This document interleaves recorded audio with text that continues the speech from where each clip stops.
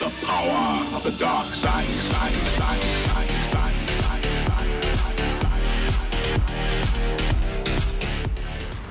Alright, so today's project is going to be to replace the radiator in this 1990 Mazda RX7 Convertible. The cooling system in this car is especially important, not only because a rotary engine gets extremely hot, but because this rotary engine only has about 2,200 miles on it, because I spent 18 months having it rebuilt. And I'm pretty meticulous with the vehicle, so I noticed that I was losing just a little bit of coolant. And then as I'm poking around, I don't know if you can see right there, there's coolant in there. See the coolant? It's very shallow, just like this. And if I clean that out with a Q-tip and then go drive the car around, it will reappear. So what we have here is a plastic bodied radiator. I was gonna run up to the store and get a pressure tester kit. You can do that as a loaner tool, although it's almost $300 that you have to put on your credit card to get a hold of it. So I don't think I'm gonna do that. I'll either use my Mighty Vac, but that does a vacuum. You could probably use that, but anyway, we're gonna go ahead and pull that radiator, and then we're going to replace it with a completely metal bodied radiator, which we have here. So as you see, this one is used. Okay, I bought that a year or two ago, as I typically buy parts not when I need them, but when they are available at good prices and quality parts, which that should be. So we'll install it, and then we'll just we'll see if it works. Not sure if we're going to do a pressure test or not. All right, stay tuned. All right, so I've just taken the top little air ducting off.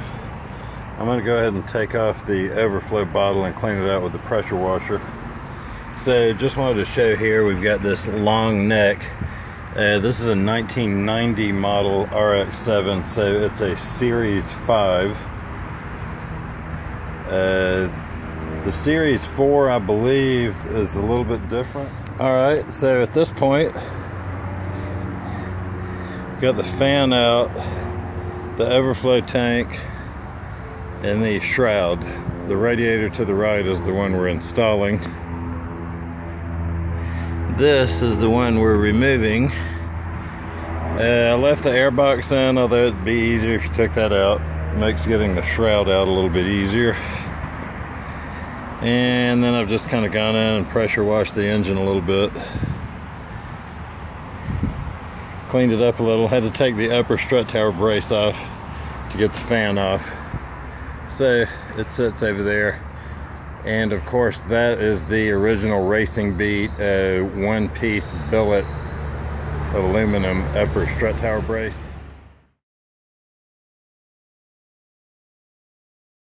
Those things are impossible to find.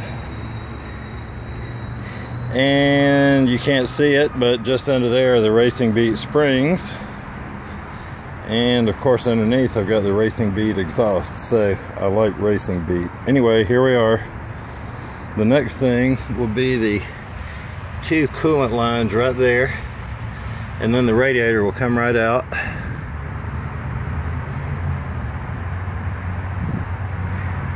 Yeah, the radiator itself looks alright. That right there looks bent. That should be more like that one. But we're good to go. So really don't need the air pump for the catalytic converters. However, the 5th and 6th ports work off of exhaust pressure. Or wait, that's the S4. On the S5, they work off of pressure from the air pump. So the air pump has to stay. If this were an S4, the air pump would be gone.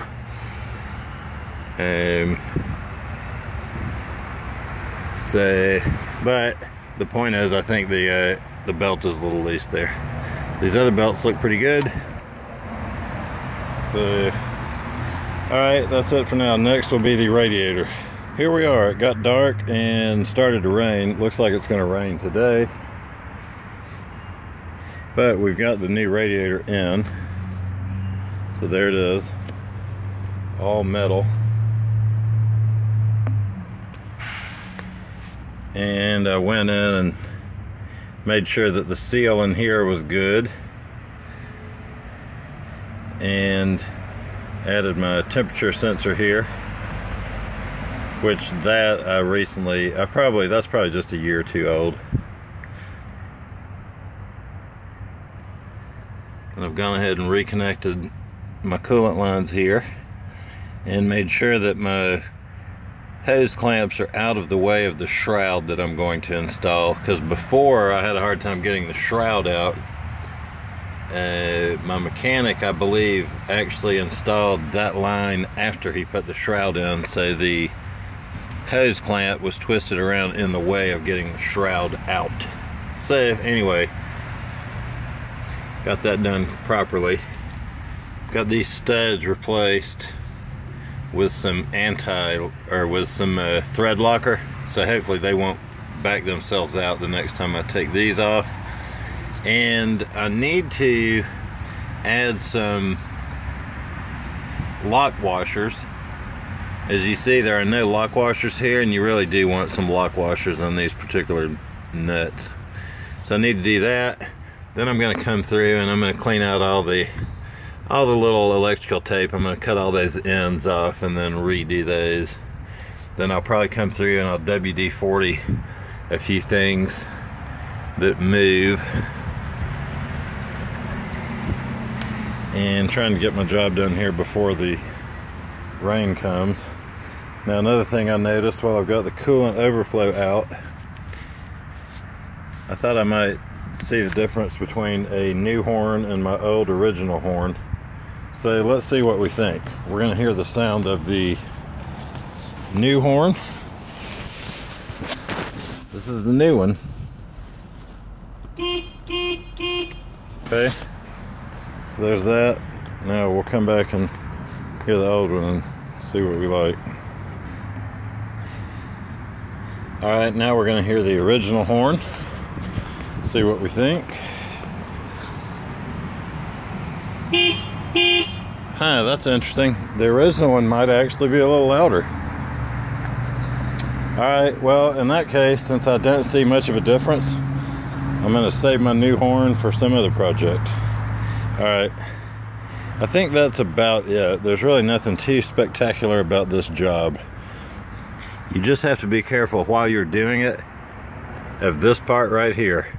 So you might even want to have a piece of cardboard sitting here while you're doing all this other work over here.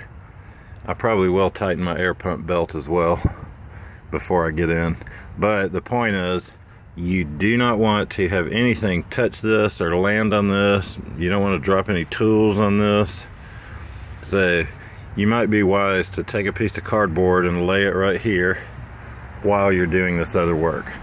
Another thing that you want to do is go ahead and, when you get everything put back together, before you put this coolant line on right here, go ahead and fill this coolant line. Gonna have to do something there where the coolant hose is rubbing against the air box. That's no good. I have to do something about that. But anyway, the point here is go ahead and fill this with coolant before you install it. That way you make sure the top end of the engine has got coolant before you put it all back together. So I will do that, and then we shall return. As said, I recently had my engine rebuilt, so everything under my hood has sort of been worked on since I've been in here. I actually do not recall my last radiator having this long spout.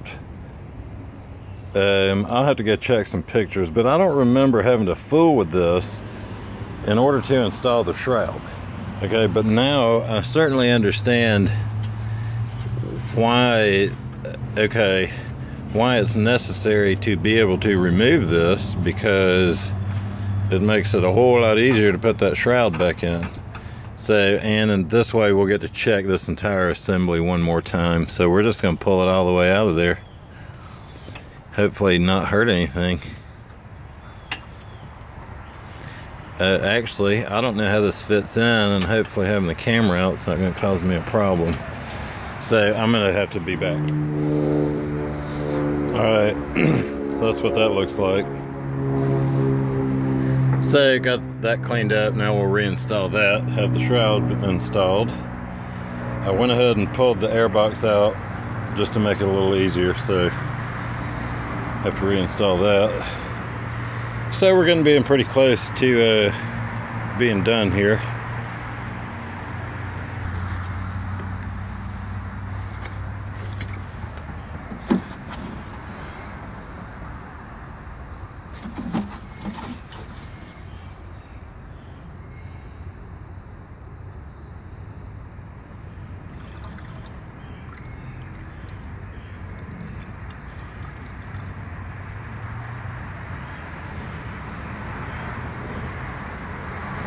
Alright, that's great. Now I'm out of antifreeze, so okay, so I've got everything, not everything, but I've got a good bit of it reinstalled. One thing I'm noticing is the fill valve sits higher than the old radiator, so that is closer to the hood, which I do not like. So I may remove this entire thing and then heat it up and bend that a little bit so that it's a little lower. And the shroud that goes here does not fit over this. It's like this is a little bit higher than the other radiator, so I'm gonna have to do a little more work there. Something I discovered here on the upper radiator hose is that I believe that hose was reinstalled backwards the last time it was out, because as you'll notice now, well, before it was pushed up against that and it was scrubbing. So I just removed it, flipped it, reinstalled it, and it fits perfectly. So I believe it was installed backwards. As you see, it's not rubbing against anything. Alright, so got the upper strut tower brace on. I've run out of coolant, so I have to go get more. So we're almost done with the replacing of the radiator project. Alright, so we're going to finish our radiator install by burping the air out of the system.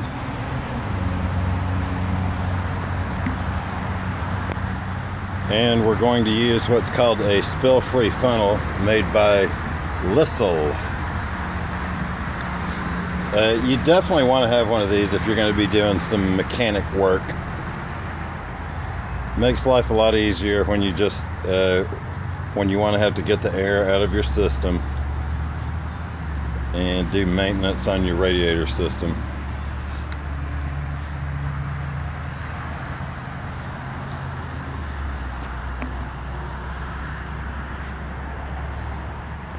Alright, so it consists of this big funnel, which then has this, so you can stop it up and then move it. Then it comes with a set of adapters, one of which will fit your car, hopefully. So it just makes it easy to put your funnel on. You can remove that, add some more coolant, and then we'll start the car, let it run. When the thermostat opens, it'll draw some of that down into the system, and so makes it easier if you do not use all the coolant to put it back in the bottle and not waste coolant. So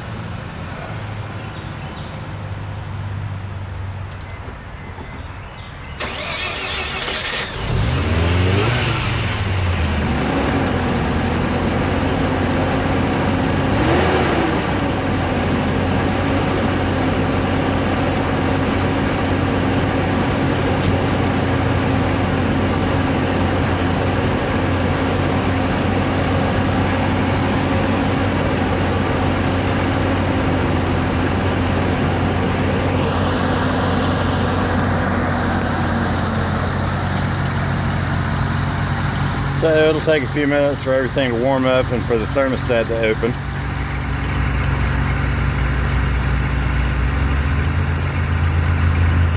And then when I'm finished, all I'll have left to do is to install this little piece of ducting that goes right here. This radiator install, for some reason the radiator is sitting up a little higher than the other radiator, and as you see on the shroud is sitting a little lower than the neck here. So I'm suspecting that it's possible that this radiator may come from a different application. So from an S4 instead of an S5, I'm not sure. But anyway, the little piece of ductwork does not fit well over that. That's the point.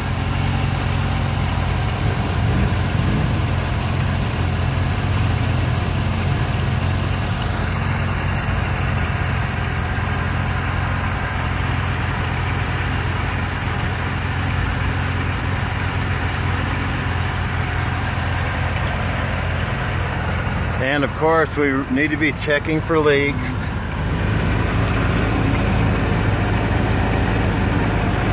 I don't have my flashlight, and since I'm holding the camera, I can't really do this effectively.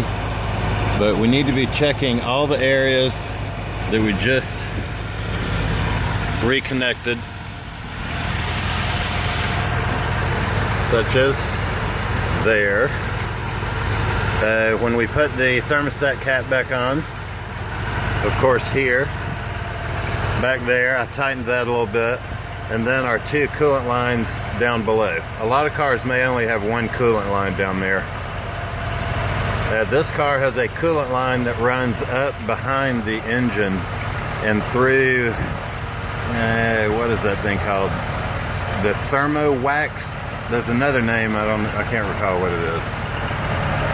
So on the RX7, you're going to have a smaller little coolant line that runs up through there. A lot of times that thing will get clogged up, and then your car will want to never idle down. So if you've got an RX7 that won't idle down, you might want to clear, see if I can see it.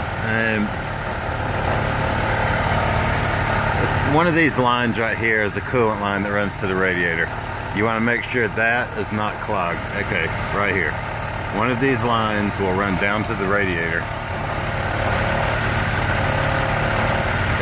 If that line is clogged, that runs back here and controls this unit.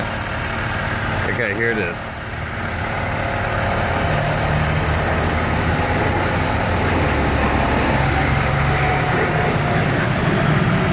Then your car will never idle down.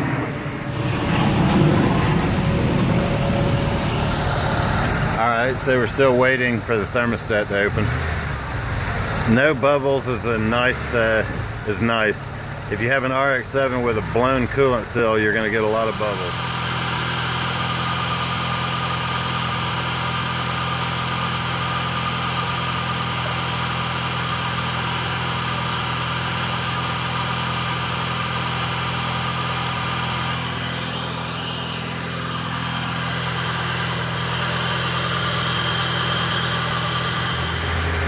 But they will never stop.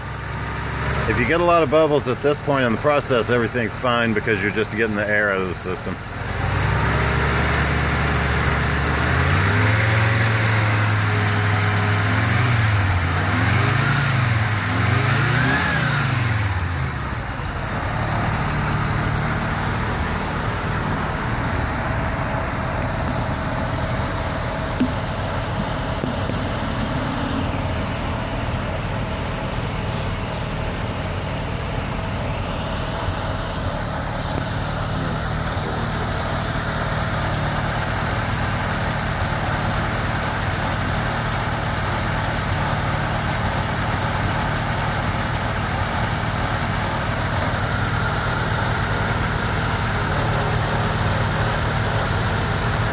Now, that's me doing that.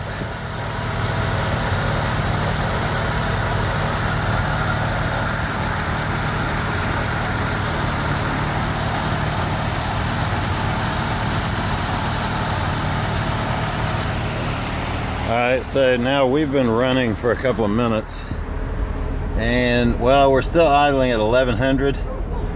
It should drop down to about 750 here shortly.